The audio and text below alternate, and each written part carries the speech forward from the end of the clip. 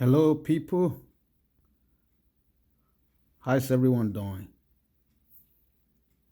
Today we are going to be solving a structural problem. See the problem here? It's a simple supported beam with some distributed load and a point load. So we have to try to solve the moment, the maximum moment.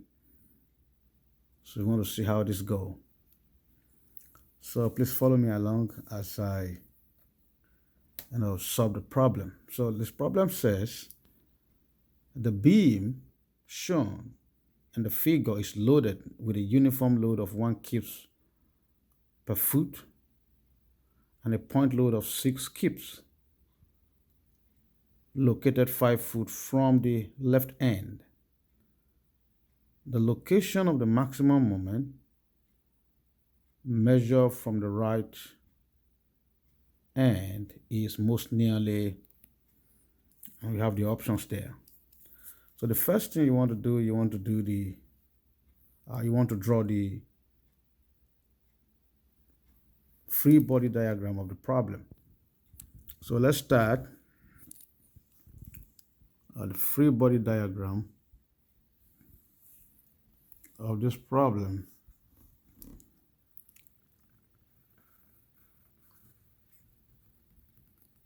There we go.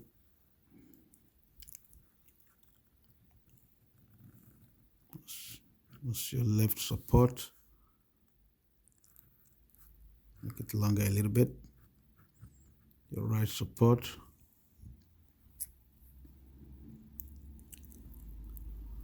Include your distributed load. And that is 1 kip per foot.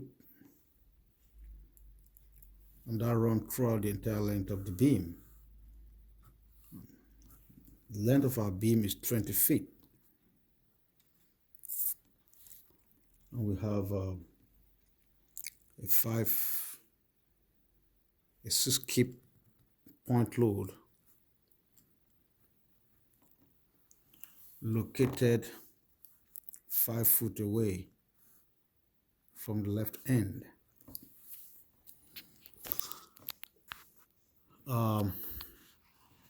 For those of us that are familiar with our statics, you want to begin to solve this problem by a simple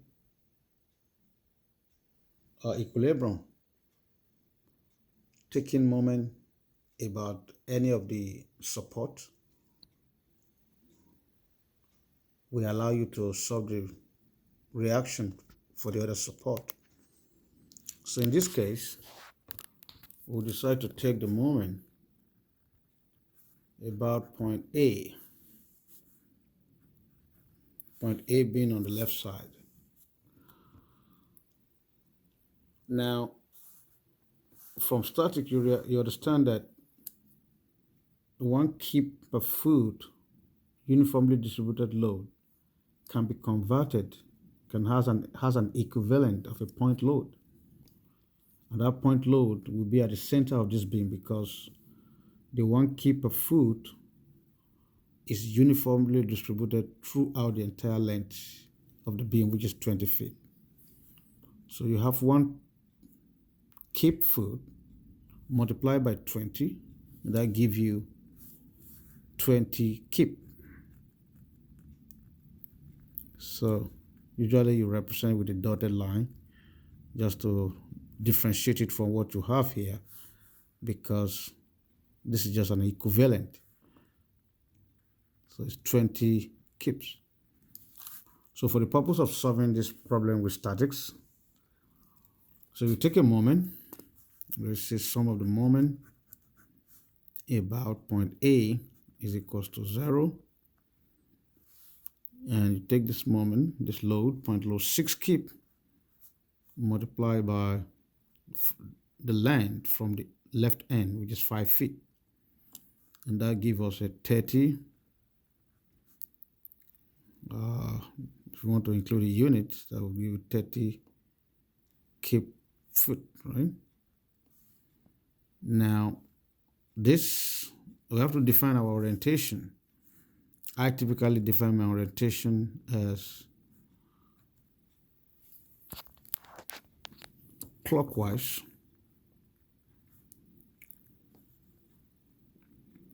My clockwise rotation is usually negative.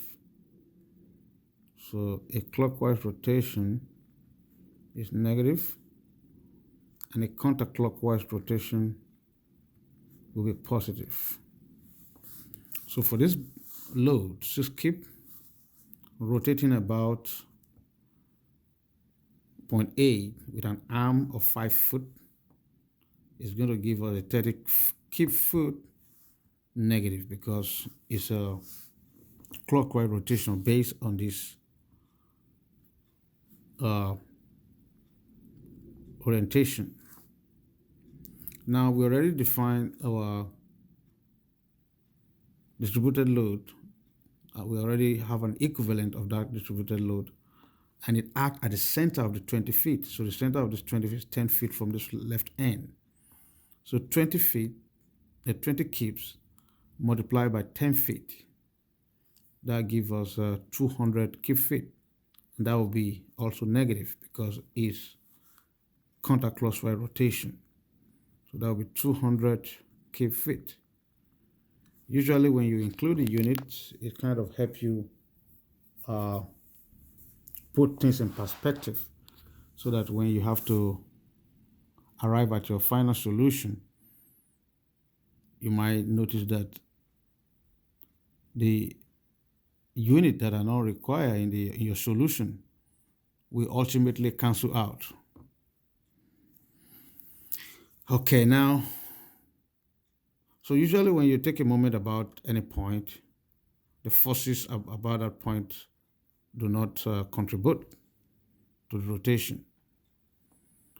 So at point B, which is 20 feet away from point A, you have this support reacting, causing a rotation for this beam in a counterclockwise manner. And don't forget our orientation here, that counterclockwise is positive. So you don't know what the reaction B is, and that's what we're actually looking for here. So you said plus By, you know this By here, that's also part of our rotation. The vertical here is positive, here is negative. Okay. So this force is going up, so we assume it's going up, so it's positive. So By, that's Y, multiplied by 20 feet. So all of that comes to 0. And we can do a simple arithmetic here. 200 minus 200 minus 30, that gives you minus 230. Okay. Plus 20 feet By equals to 0. So now By is equals to this 230 minus 20 over here. And then 2 in 23 here will be 11.5. So that's our reaction at point B. So to get the reaction at point 8 now is simplified, because you could just do sum of the moment, the sum of the forces rather. Sum of the forces at Y in the Y direction will be -6, -20, plus 11.5 equals to 0. And you can now define what. So 20, that will be 26. 26 minus 11.5 26 minus 11.5, that gives you 14. So 20 minus 26 plus 11.5. Oh, sorry. You have to include the the support at A, which is we assume also that is going on a positive direction, so which is be AY equal to 0. So plus AY. So AY here will give you AY is equals to 14.5 kips. All right. So that's it with our support at the end of the beam, of the simply supported beam. So now we can start drawing our shear diagram, so that can lead us to the moment diagram. Draw your beam the same length. You know what your reactions are. So we know the reaction at point A is 14.5 and it's positive. Okay. Because it's the point support here.